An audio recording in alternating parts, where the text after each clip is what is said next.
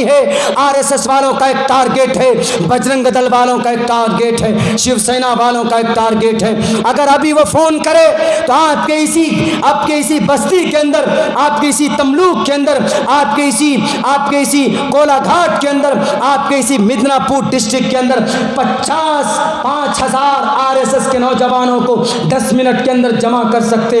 लेकिन हम और आप मुसलमान चीख कर चिल्ला कर रह जाएं, जमा नहीं हो पाते। क्यों? हमको मोहब्बत नहीं, हमने कोई टारगेट तय नहीं किया, हम अपनी फ्री फायर मोबाइलों के अंदर गुम हो जाते, गेम में अपना टाइम ज़ाय कर देते। इसलिए मेरे नौजवानों, मेरे साथियों, सही इस्तेमाल करें। किस चीज़ का? इन चीज़ों का अगर हमने सही इस्तेमाल किया तो अल्हम्दुलिल्लाह ये हमारे लिए मरने के बाद निजात का ज़रिया बन जाएगा। अगर हमने मोबाइल से कुरान करीम की तिलावत की, चलिए भाई मस्जिद में नहीं जा पाते आप, नमाज आपने पढ़ ले तो आप कहीं बाहर बैठे हुए हैं तो कुरान खोल कर पढ़िए, तिलावत कीजिए, क्या दिक्कत है? हमारी समाज की बहू बेटियां भी इन बातों पर तवज्जो दें, गौर करें, हमारे नौजवान भी इन बातों पर तवज्जो दें और गौर करें। वरना मेरे भाइयों, मेरे साथियों, वक्त इतना नाजुक आ चुका है, अगर हमने अपने आप को नहीं बदला तो अल्लाह तबारक व तआला की तरफ से मदद और नुसरत नहीं आने वाली। क्यों? अल्लाह ने खुद कहा, अल्लाह ने कहा कि अगर तुम कोशिश करोगे तो हम तुम्हारी मदद के लिए फरिश्तों को भेजेंगे। इन्नल्लाह ला युग़य्यिरु मा बिक़ौमिन हत्ता युग़य्यिरु मा बिअन्फुसिहिम व इज़ा अरादल्लाहु बिक़ौमिन सूअन फला मरद्द लहु व मा लहुम मिन दूनिही मिन वाल। अल्लाह ने साफ लफ्ज़ों में कुरान में कहा कि मुसलमानों, अगर तुम्हारी टोपी पर एतराज़ करता है, अगर तुम्हारे कुरान पर एतराज़ करता है, अगर तुम्हारे मस्जिद के मीनारे को कोई ढाता है, अगर तुम्हारे मस्जिद मदरसों में कोई ताले लगाता है, अगर तुम्हारे मुसलमान होने पर किसी के पेट में दर्द हो तो उनको दो टोक लफ्ज़ों में समझाओ, उनको कोशिश करो बताने की। लेकिन अगर तुम खामोश बैठे रहे, उनमें नफरत बढ़ती जाएगी। राजनेताओं से उम्मीद मत कीजिए, वो आपकी कोई मदद नहीं करेंगे। आजकल सरकार में लोग बैठते हैं, सबसे ज़्यादा गरीबों के खून को चूसते, बड़े बड़े वादे करके जाते हैं कि हम ये कर देंगे, हम वो कर देंगे। क्यों? मैं जानता हूँ, मैं राजनीति से बिलोंग करता हूँ, मैं भी इलेक्शन में फाइट करने वाला था, टिकट मेरे नाम का बनाया गया था, सिंबल मेरे नाम का तय किया गया था, लेकिन किसी वजह से वो टिकट किसी और को दिया गया, बहरकैफ वो सीट वहाँ से निकल गई। मैं इसलिए बता रहा हूँ चूँकि मैं राजनीति से बिलोंग करता हूँ। राजनीति, कोई भी पार्टी कमा हक हो आपकी हिफाजत नहीं कर सकती। आपका मुहाफिज हमेशा से कौन है? आपका अल्लाह है। आपकी रखवाला कौन है? हमेशा से आपका रखवाला अल्लाह है। जब आप अल्लाह से रिश्ता मजबूत कीजिएगा तो अल्लाह आपकी मदद करेंगे। वरना तो फिर अगर आप सोचिएगा कि फला हमारा मिनिस्टर है, फला हमारा एमएलए है, फला हमारा एमपी है, फला हमारा कायद है, इनसे आप अपनी हिफाजत की उम्मीद बिल्कुल मत कीजिएगा। अगर कर दे तो गनीमत है, वरना 100% आपकी हिफाजत सिर्फ आपका अल्लाह कर सकता। इसलिए कि अल्लाह ने आपको पैदा किया और अल्लाह तबारक व तआला आपकी रक्षा करेगा। ये जब होगा जब आप कुरान से जुड़ेंगे, ये जब होगा जब आप अपनी शरीयत से जुड़ेंगे। एक अल्लाह का नेक बंदा एक रास्ते से जा रहा था, उस रास्ते के अंदर वो सफ़र ख़त्म हो गया, वो रास्ता बंद हो गया। एक घोड़े पर सवार होकर एक डाकू आकर कहता है, ए अल्लाह वाले, ए मौलाना साहब, ए मुसलमान, ए अब्दुल रहमान, तुम मुसलमान हो, मैं तुम्हें आज कत्ल करूँगा। उन्होंने कहा कि तुम मुझे क्यों कत्ल करना चाहते हो? उन्होंने कहा इसलिए कि तुम मुसलमान हो और तुम्हारे बैग में जो दौलत है, रुपया पैसा है, हम तुमसे लूटना चाहते, हम तुमसे हड़प करना चाहते। उन्होंने कहा कि पैसे ले लो लेकिन मुझे तुम कत्ल मत करो, मुझे छोड़ दो। उस अल्लाह के नेक बंदे ने कहा उस चोर से, उस डाकू से, लेकिन डाकू की नीयत बिगड़ चुकी थी। डाकू ने कहा मैं पैसा तो लूँगा ही लेकिन तुमको जिंदा नहीं छोड़ो, मैं तुझे कत्ल कर रहा हूँ, मैं तुझे कत्ल कर दूँगा। मेरे भाइयों, ऐसा ही हो। लेकिन मौलाना ने साहब ने कहा, वो मुसलमान ने कहा कि ठीक है मुझे तुम कत्ल कर दोगे, कोई बात नहीं, कत्ल कर देना, लेकिन मुझे 2 मिनट की 2 रकात नमाज पढ़ने दो, इतने तो वक्त मोहलत दे सकते हो ना। उन्होंने कहा कि हाँ चलो जल्दी जल्दी पढ़ो नमाज। वो डाकू पास में खड़ा हो गया, सामने में साइड में तलवार लेकर कि जल्दी नमाज पढ़ो, तुमको कत्ल करूँगा, फ़ौरन नमाज पढ़ो। अब ये जो थे अल्लाह वाले, ये घबराए नहीं, ये इत्मीनान से वज़ू करके 2 रकात नमाज शुरू की। सूरह फातिहा पढ़े, अल्हम्दुलिल्लाहि रब्बिल आलमीन अर्रहमानिर रहीम मालिकि यौमिद्दीन इय्याका नअबुदु व इय्याका नस्तईन इहदिनस सिरातल मुस्तकीम सिरातल लज़ीना अनअमता अलैहिम गैरिल मग़ज़ूबि अलैहिम वलद्दाल्लीन। सूरह फातिहा पढ़े। उसके बाद उनकी ज़ुबान से ऑटोमेटिक ये आयत नाज़िल हुई, अम्मन युजीबुल मुस्तर्रा इज़ा दअाहु व यक्शिफुस सू, अम्मन युजीबुल मुस्तर्रा इज़ा दअाहु व यक्शिफुस सू। जब उस आदमी ने अपने आप ये आयत नाजिल, ये आयत शुरू हुई उसकी ज़ुबान से, पढ़ना शुरू किया, अम्मन युजीबुल मुस्तर्रा, जब कोई मुश्किल में फंसा हुआ आदमी अल्लाह को याद कर रहा, अम्मन युजीबुल मुस्तर्रा इज़ा दअाहु व यक्शिफुस सू, तो अल्लाह तबारक व तआला उसकी परेशानी को दूर करते। इस आदमी ने सोचा मुझे अब मरना ही है, अल्लाह से दुआ कर लेता हूँ। जब उसने नमाज में ये आयत शुरू की तो एक फ़ौरन एक सफ़ेद घोड़े पर नकाब पहनकर सफ़ेद लिबास में एक आदमी पहुंचता है, हाथ में तलवार लिए, हाथ में तलवार लेकर पहुंचता है। उसके बाद वो जो डाकू था उसने देखा कि ये तीसरा आदमी कौन आ गया, तीसरा आदमी कौन आ गया। जैसे नमाज पढ़ी, सलाम फेरा, तो वो जो आदमी सवार आया था सफ़ेद आदमी, उसने फ़ौरन तलवार से उस डाकू का खात्मा किया, उसको मारा, इनकी जान बच गई। तो मौलाना साहब ने कहा कि तुम कौन हो, कहाँ से आए हो, क्या करने आए हो। उन्होंने कहा कि मौलाना साहब पता है आप अकेले थे, आप ये समझ रहे थे कि आपकी कौन हिफाजत करेगा, आपको कौन बचाएगा। आप हमेशा से अल्लाह की इबादत करते हुए आए, अल्लाह की ज़ात पर आपको हमेशा से भरोसा रहा। अम्मन युजीबुल मुस्तर्रा इज़ा दआ, आपने ये आयत पढ़ी, मैं अम्मन युजीबुल मुस्तर्रा का ग़ुलाम हूँ, अल्लाह की तरफ से भेजा गया हूँ। आपको दुनिया से उम्मीद नहीं थी कि दुनिया वाले बचाएंगे, लेकिन आपको अल्लाह की ज़ात से उम्मीद थी, तो अल्लाह ने मुझे भेजा आपकी उम्मीद पर खड़ा उतरने के लिए।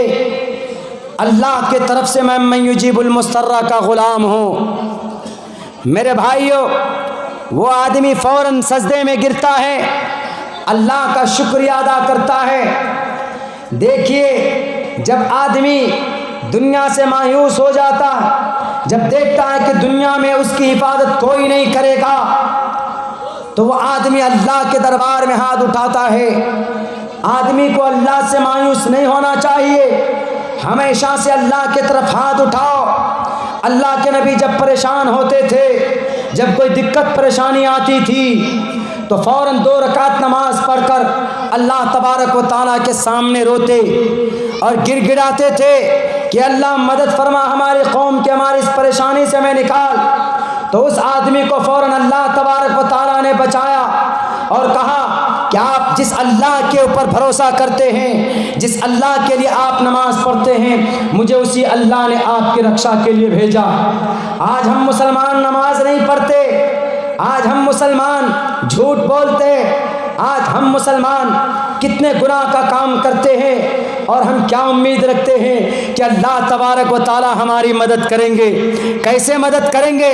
चुगलखोरी हम करते हैं, सूद मुसलमान खाता है कि नहीं खाता है, सबसे ज़्यादा झूठ कौन बोलता है? मुसलमान बोलता है। सबसे ज़्यादा इंडिया में शराब कौन पीता है? मुसलमान पीता है। सबसे ज़्यादा धोखा किस कौम में? मुसलमानों में। सबसे ज़्यादा बेवफाई किस कौम में? मुसलमानों में। सबसे ज़्यादा जहालत किस कौम में? मुसलमानों में।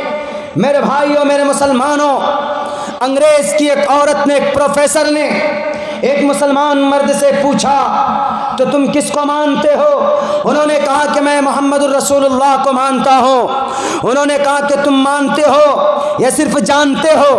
उन्होंने कहा कि जानता भी हूँ और मानता भी हूँ। उन्होंने कहा कि तुम कहाँ से ताल्लुक़ रखते हो? उन्होंने कहा कि मैं भारत का मुसलमान हूँ। कहा कि भारत के मुसलमान हो, नबी को मानते हो, तो तुम में वहाँ जलील क्यों किया जाता है?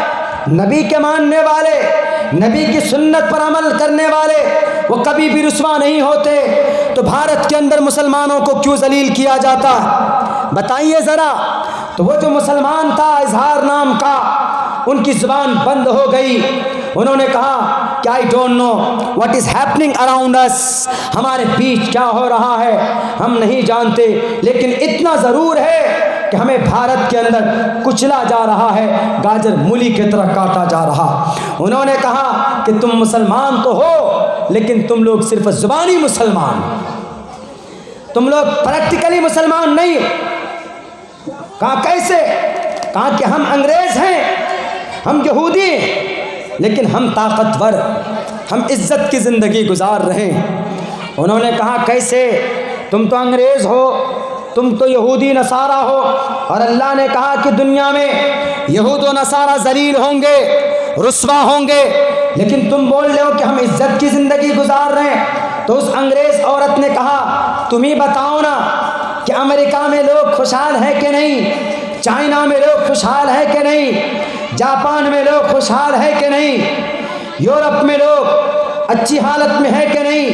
हालांकि इन तमाम जगहों में कौन है? मुसलमान कम है, यहूद व नसारा ज़्यादा हैं, चाइना में कम्युनिज़म ज़्यादा है, किसी खुदा को नहीं मानते, लेकिन वो लोग इज्जत की ज़िंदगी गुजार रहे हैं। तुम भारत के मुसलमान अल्लाह अल्लाह करते हो, नबी नबी रसूल करते हो, नारा लगाते हो, अली अली करते हो, अबू बकर करते हो, उस्मान का नाम लेते हो, चतुर्भिर भ्रातृभिर्दे करिष्यामि कलिक्ष्यम यज्ञम परचुचाम एवं सतततो निवोस्ति कवरितम पूर्वियम गतम कस्तद्दि विभारती। तुम्हारे नबी की आखिरी कुरान का तज़किरा वेदों में भी है, पुराण में भी है, उपनिषद में भी है। चारों खुलाफा के मकाम को अल्लाह ने पुराण में बयान किया, उसके बावजूद भी आज तुम रुस्वा हो, तुम जलील हो।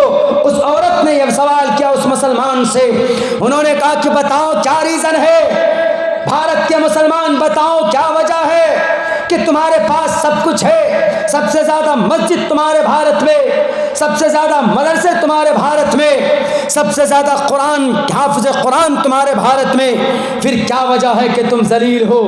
कम तादाद में चाइना में मुसलमान, यूरोप जापान कंट्रीज़ में मुसलमान, लेकिन वहाँ पर अंग्रेज़ लोग इज़्ज़तदार हैं। क्या वजह है? उसकी वजह क्या? तो उस औरत ने कहा कि आप लोग सिर्फ मोहम्मद वाले हो, मोहम्मद की बातों पर अमल नहीं करते। मोहम्मद को मानते तो हो कि मोहम्मद हमारे नबी हैं, आखिरी नबी है, लेकिन मोहम्मद के तरीक़े पर नहीं चलते हो। उन्होंने कहा कि अच्छा तुम अंग्रेज़ औरत, तो तुम चलते हो मोहम्मद की सीरत पर, मोहम्मद की सुन्नत पर, तुम तो अंग्रेज़ हो, तुम कैसे मोहम्मद की सुन्नत पर अमल करते हो? उन्होंने उस औरत ने कहा हम अंग्रेज़ 20 सुन्नत पर अमल करते हैं, तुम्हारे मोहम्मद की 20 सुन्नत पर। तुम भले ही मुसलमान हो, लेकिन हम 20 सुन्नत पर अमल करते। मेरे भाइयों, इबरत का मकाम, वाक़यतन ये बात बिल्कुल उनकी सही थी, 100% सही थी। उस औरत ने कहा तुम्हारे नबी ने क्या कहा कि ऐ लोगों झूठ मत बोलो, इन्न सिद्क़ युंजी वल किज़्ब युहलिक, झूठ बोलोगे हलाक हो जाओगे, सच्चाई बोलोगे तो निजात पाओगे। तुम मुसलमान सबसे ज़्यादा झूठ बोलते हो ना, नबी की सुन्नत पर अमल किया तुमने नहीं किया। आओ अमेरिका में हम लोग झूठ नहीं बोलते, अंग्रेज़ झूठ कम बोलता है। आपके नबी ने क्या कहा? आपके नबी ने कहा कि आपस में तुम लोग एक दूसरे को गाली गलौज मत करो, लड़ाई झगड़ा मत करो। तुम मुसलमान लड़ने में सबसे आगे, गोश्त खा लेंगे, मांस मच्छी खा लेंगे, इसमें एनर्जी ज़्यादा होती है, तो फ़ौरन अपने अंदर गर्मी आ जाती। छोटी छोटी बात में तलवार लेकर निकल जाएंगे, छोटी छोटी बात में एक दूसरे से झगड़ा करने में उलझ जाएंगे, छोटी छोटी बात में। उन्होंने कहा कि तुम इस सुन्नत पर अमल नहीं कर रहे, हम आ जाओ अमेरिका में, हम अंग्रेज़ लोग इस सुन्नत पर अमल करते हैं, हम अंग्रेज़ लोग झगड़ा भी करते हैं आपस में, तो ऐसा लगता है कि जैसे दोस्त लोग बात कर रहे हो आपस में। झगड़ा भी अगर करता है, लड़ाई भी अगर करता है तो हाथापाई नहीं करते। अगर ज़्यादा कोई गुस्से में बात करता है तो लगता है कि दोस्त से दोस्त की बात हो रही, एकदम नॉर्मल आहिस्ते आवाज़ ऊंची नहीं होती। ऐसा तरीक़ा हम में तुम्हारे नबी ने क्या कहा, एक दूसरे से बात करो तो खुश होकर बात करो, चेहरे में मुस्कान होने चाहिए। तुम्हारे नबी का तरीक़ा है कि नहीं? तुम मुसलमान बात करते हो, तुम मुसलमान तो अगर कोई एक मुसलमान दूसरे मुसलमान से मिले तो फ़ौरन खंदा पेशानी नहीं होती, चेहरे में 12 बज जाता है। मेहमान तुम्हारे घर पर आए तो फ़ौरन घर में ताला लगाकर भागते हो, बहाना करते हो कि कहीं इनको हमको गोश्त ना खिलाना पड़े, मच्छी ना खिलाना पड़ जाए। मौलाना अब्दुल्ला साहब आ गए बिहार से, मौलाना अब्दुल्ला को कहीं रोटी ना खिलानी पड़े, स्टेज पर ले जाकर गाड़ी में बिठा देंगे। आपके लिए नहीं बोल रहा हूँ, मैं मिसाल दे रहा हूँ। आपकी कमेटी अच्छी है अल्हम्दुलिल्लाह, आते ही हमको पानी पिलाया, नाश्ता कराया। मेरे भाइयों, अंग्रेज़ लोग कैसा करते हैं? अंग्रेज़ लोग ऐसा करते हैं कि अपना खाना बचाकर गरीबों को देते हैं। ये तरीक़ा किनका? नबी का। कौन अमल कर रहे हैं? हम अंग्रेज़ अमल कर रहे हैं, आप मुसलमान तो अमल नहीं कर रहे। दूसरी बात क्या कही कि बताओ, तुम्हारे नबी ने ये कहा यतीमों को, गरीबों को, मिस्कीन को बैतुल माल से पैसा दो, लेकिन आपके भारत में नेता लोग ऐसा करते हैं। आपके भारत में तो नेता लोग जो वृद्धा पेंशन आता वो भी रख लेते हैं, जो इंदिरा आवास आता वो भी रख लेते हैं, और जो गवर्नमेंट की तरफ से फंड आता है वो भी नेता लोग रख लेते हैं, प्रधान मुखिया रख लेते हैं। बेचारे जनता तक बहुत कम पहुंच पाता। आपके बंगाल में तो अल्हम्दुलिल्लाह फिर भी किसी कदर पहुंचता, हमारे यहाँ तो हड़प कर जाते हैं, हमारे यहाँ तो गटक जाते हैं, पता ही नहीं चलता। हमारे नाम का 6000 रुपया आया, अब उठा लिया गया। हमने कहा कि हमारे अकाउंट में तो पहुँचा ही नहीं। अब पूछ रहे जाके ब्लॉक में, बोला पैसा तो यहाँ से चला गया हमारा। हमने कहा गया कहाँ? वो बोला किसी मुखिया के अकाउंट में जाके घुसका होगा, जाकर देखिए। अब पता कर रहे तो बिल्कुल सही बात। मेरे भाइयों, वो अंग्रेज़ औरत बोलती कि गरीबों के तरफ मदद होनी चाहिए। आपके भारत में नेता लोग तो नहीं करते। आओ हमारे अमेरिकन गवर्नमेंट तकरीबन 98-95% गरीबों को अमेरिका में, लंदन में, यूरोप में, बरतानिया में 95% गरीबों को पक्के घर का मकान गवर्नमेंट बना कर देती है। और ये तरीक़ा किनका था? नबी का था, खुलाफाए राशिदीन का था, कि बैतुल माल से गरीबों को वजीफ़ा देते थे। आज तो यहाँ जनाब जानवरों के नाम पर पैसा आते हैं। अब किनके नाम पर? जानवरों के नाम पर। जानवरों को जितनी सुविधा है इंसानों को उतनी सुविधा नहीं है। जानवरों का आधार कार्ड बनता है फ्री में, और आदमी का आधार कार्ड बनता है पैसों में। ये देखिए, यानी जानवरों की कीमत हो गई और इंसानों की कीमत ही नहीं।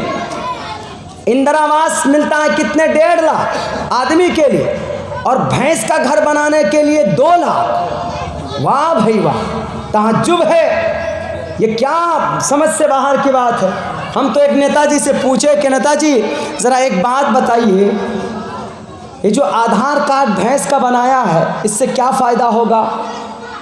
हमने कहा कि हम लोग तो आधार कार्ड इसलिए न बनाते हैं ताकि भाई हम अगर कहीं पर गुम हो जाएं, जैसे हम बिहार के बंगाल में आके गुम हो गए तो आपके गांव वाले देखेंगे कि क्या नाम है, मौलाना अब्दुल्ला, अब्बा का नाम कमरुल हुदा, गांव का नाम जोकीहाट, वार्ड नंबर 11। चलो पूरा एड्रेस देखेंगे तो हमको पहुंचा कर आ जाए।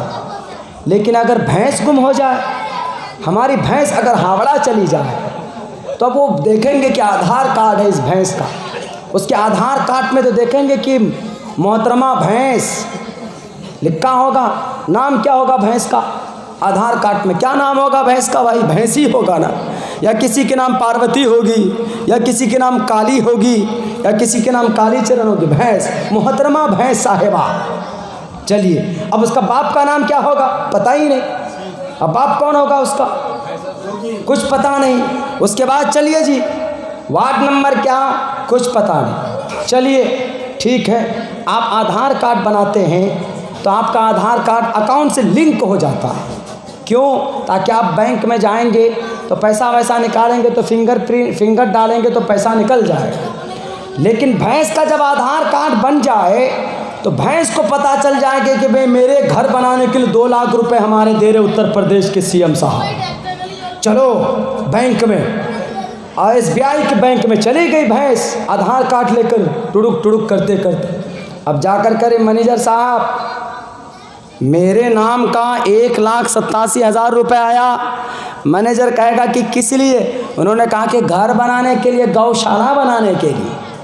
गौशाला नहीं, भैंसशाला बनाने के लिए। मैं भैंस हूँ मोहतरमा, भैंस कुमारी, मैं आई हूँ तमलुक से, मेरे अकाउंट में कितने पैसे आए ज़रा बताइए। तो हम मैनेजर साहब कहेगा कि आइए मैडम अंदर।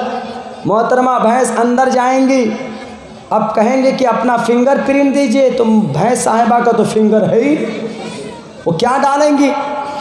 अब बताइए, यानी समझ से बाहर की बात। आदमी के घर के लिए 1.5 लाख और भैंस कुमारी जी के लिए 2 लाख। इंसान की ये अहमियत है इस देश में, समझ से बाहर की बात। तो उस औरत ने कहा, उस अंग्रेज़ औरत ने कहा कि 20 ऐसी सुन्नत है जिस पर आप मुसलमान अमल नहीं करते, लेकिन हम क्रिश्चियन अमल करते हैं। और यही वजह है कि हम क्रिश्चियन लोग इज़्ज़त की ज़िंदगी गुजारते हैं, हम क्रिश्चियन लोग तरक्की याफ्ता हैं। और अल्लाह के नबी का फरमान भी है, जो लोग नबी के तरीक़े के मुताबिक दुनिया में ज़िंदगी गुजारेगा, चाहे वो यहूदी हो, चाहे वो नसारा हो, चाहे वो RSS वाला हो, चाहे वो बजरंग दल वाला हो, चाहे वो शिव सेना हो, चाहे वो लाल कृष्ण एडवाणी हो, चाहे वो नरसिम्हानंद सरस्वती हो, चाहे वो हमारे प्रधानमंत्री हो,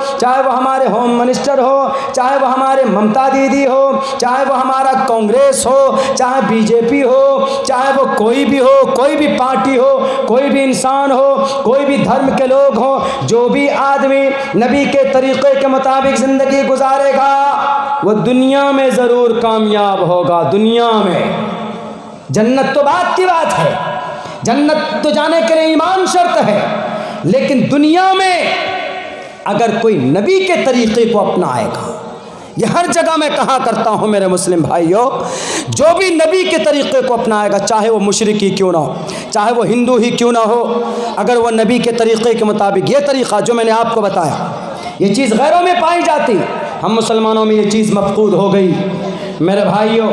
इसीलिए मैं गुजारिश करूँगा, चूँकि वक्त भी बहुत हो चुका है और मेरी आवाज़ चूँकि फंसी हुई है, मैं आप लोगों से यही गुजारिश करूँगा, आप सभी हजरात से, कि आप लोग बहुत अच्छा और ख़ूबसूरत जलसा किए, अल्हम्दुलिल्लाह बड़ा कामयाब जलसा है। लेकिन इन जलसों से जो पैगाम आपको मिला, इन जलसों से जो मैसेज आपको दिया गया, अल्लाह से ये दुआ कीजिए कि अल्लाह आपको भी अमल की तौफीक दे और हमको भी उस पर अमल की तौफीक दे। तब तो होगा मामला सही कि हाँ भाई जलसा कामयाब हो गया। नहीं सिर्फ आप अगर सोचे कि नहीं जलसा होगा, हमने मौलाना अब्दुल्ला को बुला लिया और फ़लाँ वक्ता को फ़लाँ जगह से बुला लिया, हमारा प्रोग्राम कामयाब हो गया। नहीं, प्रोग्राम कीजिए खुलूस के साथ, लिल्लाहियत के साथ, इखलास के साथ, कि हम शरीयत की बात सुनेंगे, सुनाएंगे, समाज के अंदर बेदारी आएगी, समाज की माँ बहनों के अंदर दीन की फ़िज़ा आम होगी। तो इंशाअल्लाह यही जलसा जितनी देर तक तकरीर सुनेंगे, सुनाएंगे, कल क़यामत में हम सब के लिए निजात का ज़रिया बनेगा इंशाअल्लाह तबारक व तआला। करेंगे कि नहीं करेंगे हम लोग अमल इंशाअल्लाह। और जो बात, जो पैगाम मैंने आप लोगों को इशारतन बताया इलेक्शन के ताल्लुक़ से, मेरे भाइयों, मेरे साथियों, उस बात पर आप लोगों को संजीदगी से फ़ैसला करना है, किसी के ऊपर ध्यान नहीं देना है, ये देखना है कि मुस्तक़बिल में क्या होने वाला है, जालिम को हम कैसे रोक सकते हैं, जुल्म के ख़िलाफ़ हम आवाज़ कैसे बुलंद कर सकते हैं। ये चीज़ अगर हमने तय कर लिया तो इंशाअल्लाह हर जालिम के ख़ात्मे का टाइम आता है। कोई कुर्सी पर ज़्यादा देर तक बैठकर नहीं रहने वाले, कोई जालिम ज़्यादा देर तक दंदनाने वाले नहीं। बड़े बड़े जालिम आए, बड़े बड़े फ़िरक़ा परस्त ताकतें आई, लेकिन सबको अल्लाह तबारक व तआला ने नेस्त व नाबूद कर दिया। लेकिन हमने अगर अपनी अक्लमंदी का सबूत दिया तो नहीं, तो फिर हम अपनी कब्र खुद खोद देंगे, कोई आपको फिर बचाने वाला नहीं होगा। आपके करीब के अंदर है, आपके करीब के अंदर म्यांमार बर्मा है, बर्मा के अंदर है कोई परेशान हाल मुसलमानों का। आप मुसलमान हो, आप ही छटोगे, आप ही को काटा जाएगा। CAA का मतलब क्या? आप ही मुसलमानों को अलग करो, मुसलमान जितने भी हैं उनको अलग किया जाए। दुनिया की सबसे बेहतरीन कौम मुसलमान कौम है, उसके बावजूद भी आपको CAA लागू करके अलग किया जा रहा। मेरे भाइयों, मेरे साथियों, एक तारीख़ी बात बताता हूँ। भारत के अंदर हमारे और आपसे नफ़रत की सिर्फ एक या दो वजह। एक वजह तो ये है, हमारे योगी आदित्यनाथ जी ने ये बात कही। क्या कही? कि भारत के अंदर हम मुसलमानों का नाम और निशान मिटा देंगे। क्यों? इसलिए कि इन मुसलमानों के जो पूर्वज थे, इनके जो बादशाह थे, उन मुसलमानों ने तलवार के आधार पर इस्लाम का प्रचार किया। क्या मुसलमान बादशाह ने, किसी ने भी तलवार के ज़रिए से इस्लाम का प्रचार किया? सबसे पहला मुसलमान बादशाह कौन? शहाबुद्दीन गौरी। दूसरे नंबर पर कौन? नासिरुद्दीन बलबन। तीसरे नंबर पर कौन? जलालुद्दीन खिलजी। चौथे नंबर पर कौन? मोहम्मद तुगलक। पाँचवें नंबर पर कौन? तैमूर लंग सादात। छठे नंबर पर कौन? इब्राहिम लोधी। सातवें नंबर पर कौन? सातवें नंबर पर आपका ये बाबर बादशाह। बाबर 1526 में आया भारत के अंदर। बाबर बादशाह के बाद, बाबर बादशाही मुग़ल ख़ानदान का पहला बादशाह, मुग़ल का पहला बादशाह बाबर है। बाबर शुरू हुआ, बाबर से लेकर 1526 से लेकर 1857 तक, 350 साल तक मुग़ल बादशाह रहे। आखिरी बादशाह बहादुर शाह ज़फ़र, पहला बादशाह शहाबुद्दीन गौरी से लेकर बहादुर शाह ज़फ़र तक तकरीबन 700 साल मुसलमान बादशाह रहे इस मुल्क में। हुकूमत की 700 साल तक। पूछो हमारे योगी जी से, पूछिए नरसिम्हानंद सरस्वती जी से, पूछिए हमारे फ़िरक़ा परस्त ताकतों से, फस्ताई ताकतों को हवा देने वालों से। क्या इन 700 सालों में अगर मुसलमान बादशाह चाहते तो इस देश में, भारत के अंदर एक भी गैर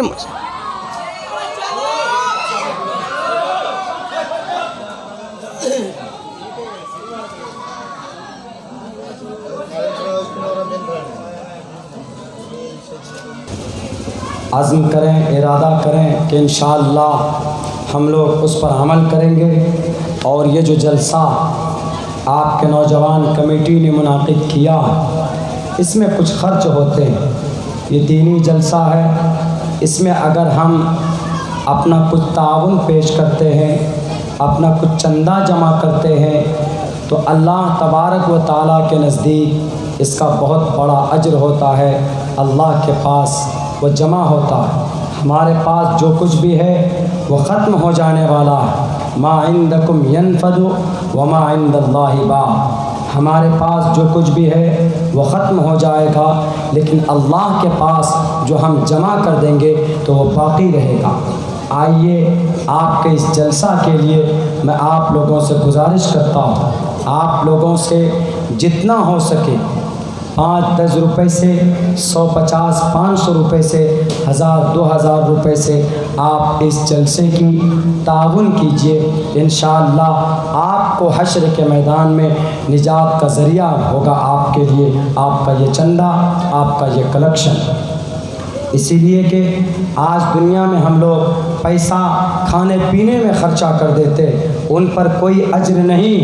लेकिन अगर आपने इस जलसे के लिए कुछ ताउन दिया है, कुछ पैसा आपने कलेक्शन करके जमा किया है, तो मरने के बाद यकीनन वो पैसा आपको हश्र के मैदान में आपको जन्नत दिलवा कर रहेगा। इसलिए मैं आप लोगों से गुजारिश करता हूँ कि आप लोग चंदा के तौर पर कुछ न कुछ इस जलसे में आप जमा करें, ताकि मरने के बाद कल क़यामत में हमें वो अज्र अल्लाह तबारक व तआला अज्र की सूरत में दिया जा सके। मेरे भाइयों, आप जो कमेटी के लोग हैं ज़रा तौलिया लेकर चले जाइए, तौलिया लेकर चले जाइए। यहाँ पर आएंगे लिखा सकते हैं, यहाँ पे भी, यहाँ पे अगर आपके पास नक़द नहीं है तो आप उधार में भी लिखा सकते हैं। आइए भाई, आइए, ताउन चंदा आपसे मांगा जा रहा है इस जलसे के। आप दीजिएगा तो ये जलसे के लिए नहीं होगा, बल्कि आपको इंशाअल्लाह तबारक व तआला यकीनन 100% अल्लाह के पास जाकर जमा होगा आपका ये दिया हुआ चंदा, जितना भी हो सके। आइए भाई, जलसे के नाम पर आप दें, आपके देने को अल्लाह कबूल फरमाए। आपके इस मदद की वजह से अल्लाह तबारक व तआला आपके हर मुश्किल और हर परेशानी को आसान फरमाए। आइए देने की कोशिश करें भाई, आ जाए। है अल्लाह का कोई बंदा, अरे सहाबाए किराम से अल्लाह के नबी मांगते थे तो टोटल चीज़ ले जाकर हाजिर कर देते थे। आज अगर हम 5-10 रुपए से ताउन कर देंगे तो इंशाअल्लाह वो सुन्नत ज़िंदा हो जाएगी। इसलिए आप लोगों से मैं गुजारिश करता हूँ कि जहाँ तक हो सके, जितना आपके पास ताउन है बन पड़ता है, आप लोग देने की कोशिश करें भाई। आ जाएं, हिम्मत करें। देखिए भाई, दीन के काम में आप दे रहे हैं, आप अल्लाह के रसूल की, मोहम्मद रसूलुल्लाह की निस्बत पर आप दे रहे हैं। आपका देना बेकार नहीं होगा, आपका ये चंदा, आपका ये कलेक्शन ज़ाय बर्बाद नहीं होगा। आइए कोई उठिए, शुरुआत कीजिए। देखिए कौन देने के लिए तैयार हैं, किनको मोहब्बत है अपने कुरान से, अपने सहाबा से और नबी पाक अलैहिस्सलातु वस्सलाम से। नबी के नाम पर, नबी के सदक़े में देने के लिए कौन तैयार है? आइए भाई, आइए देने की कोशिश कीजिए। माशाअल्लाह 200 रुपया लिखिए उन भाई साहब का, अल्लाह देने को कबूल फरमाए और कल क़यामत में इनके लिए निजात का ज़रिया बना। और बोलिए भाई कौन है, दीजिए भाई, देना शुरू कीजिए भाई। ये पैसा आपका बेकार नहीं जाएगा। हमारी माएँ बहनें भी लिखाएं, माएँ बहनों के पिंडाल में भी भेजिए, वहाँ पर कॉपी लेकर भेजिए, वो भी लिखाएंगे। दीजिए भाई, हिम्मत कीजिए, देने की कोशिश कीजिए, अल्लाह आपके देने को कबूल फरमाए। भाई दीजिए, दीजिए भाई, ये पैसा आपका बेकार नहीं होगा, आपके लिए निजात का ज़रिया बनेगा। कल क़यामत में जब हम परेशानी के आलम में होंगे, उस वक्त हमारा यही पैसा हमारे लिए निजात का ज़रिया बनेगा इंशाअल्लाह। आ जा भाई, जल्दी से लिखाने की कोशिश करें। आ जा भाई, जल्दी से लिखाइए। 200 से बढ़कर 500 भी लिखाएं। जिनके वसअत दिए अल्लाह ने उनको 500 भी लिखाएं। जिनको वसअत कम है अपने हिसाब से लिखाने की कोशिश करें। आए भाई, जल्दी से आ जाए, लिखाइए, जल्दी से लिखाइए। फिर दूसरे मुक़र्रिर को भी आपको सुनना है, अल्लाह आपके देने को कबूल फरमाए। आ जाए भाई, देखिए नबी की निस्बत पर, सहाबा की मोहब्बत पर, किनको मोहब्बत है अपने मोहम्मद से, अपने रसूल से। ये जलसा मोहम्मद रसूलुल्लाह का है। अगर आप देंगे मोहम्मद की निस्बत पर तो इंशाअल्लाह हमारा बेड़ा पार होगा। आप देंगे तो दुआ होगी, अल्लाह आपकी परेशानी को दूर करेंगे, आपके घर के अंदर सुकून का माहौल पैदा होगा, आपके घर के परेशानी को अल्लाह तबारक व तआला दूर करेंगे। दीजिए भाई, भाई दीजिए। देखिए पैसा आप जो खर्च करेंगे अपने लिए बर्बाद हो जाएगा, लेकिन अगर आप यहाँ पर जमा करते हैं तो इंशाअल्लाह आपके लिए निजात का ज़रिया बने। दीजिए भाई, लिखाएं, बढ़कर लिखाएं। आइए अपने कुर्सी से उठिए और जहाँ तक हो सके देने की कोशिश कीजिए। आ जाए भाई, जल्दी से आ जाएं। फिर अपने दूसरे मेहमान मुक़र्रिर को भी आपको सुनना है, आपको उनकी बातों को सुनना है। आ जाए भाई, जल्दी से आएँ। देखिए बहुत सारे लोग बैठे हैं, अगर हर कोई इसमें शरीक होंगे चंदा देने में तो एक अच्छा खासा रकम जमा हो जाएगा और भला हो जाएगा इस जलसे का, और मरने के बाद आपको उसका इनाम भी मिल जाए। आइए भाई, हमारे हिंदू भाई इसमें बहुत आगे होते हैं। बाबरी मस्जिद की जगह पर राम मंदिर तामीर करने के लिए 1 घंटे का कलेक्शन का ऑनलाइन वो चलाया, तहरीक चलाई गई थी। 11 अरब रुपए जमा हुए, 11 अरब। हालांकि वो रुपए जमा करते हैं तो उनको मरने के बाद कोई अज्र नहीं मिलेगा। हम मुसलमान हैं, अगर हम 1 रुपए भी खर्च करते हैं जलसों में, मदरसों में, मस्जिद में, तो हमको मरने के बाद उसका अज्र मिलेगा। हमारी माएँ बहनें आप भी जमा करें, आप भी इस जलसे में दें, आप भी पेश करें। अल्लाह आपके देने को कबूल फरमाए, अल्लाह आपके इस ताउन को कबूल फरमाए। आप दीजिए भाई, जल्दी से दीजिए, और भी उठाएं लोग। आपकी जेब में जितने भी हैं वो देने की कोशिश कीजिए। अगर नकद नहीं है तो लिखवा दीजिए, बाद में दे दीजिएगा।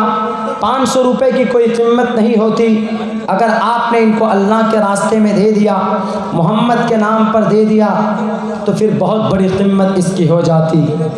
आपको उस वक्त ये पैसे काम आएंगे जब आपको एक एक नेकी की ज़रूरत पड़ेगी। उस वक्त आप हाथ फैलाएंगे, कोई देने के लिए तैयार नहीं होगा। मगर अगर आपने यहाँ पर पैसा जमा किया है तो इंशाअल्लाह आपको ज़रूर ये पैसे कल क़यामत में आपको जन्नत के दरवाज़े तक लेकर जाएंगे। आ जाओ भाई, जहाँ तक हो सके देने की कोशिश करें, आ जाइए।